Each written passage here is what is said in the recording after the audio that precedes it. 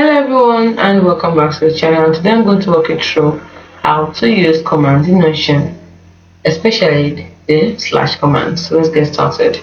Using commands in Notion is a quick and efficient way to navigate, organize and create content within your workspace.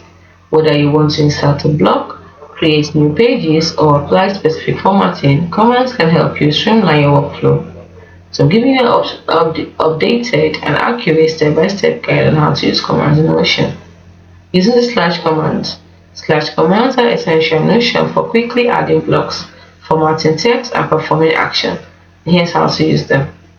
You type / in a new block. In the Notion page, click where you want to add a new block or press enter to create a new block, then simply type / to bring up the slash command menu. After typing / you can either start typing the name of the block or action you want, e.g. table heading or to do, or scroll through the list of options.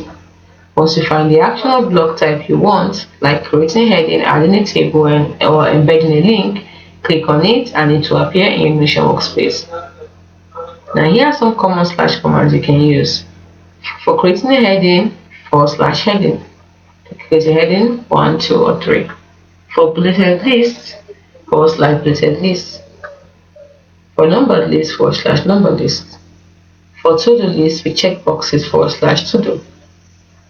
To add a colored box for important information, / callout.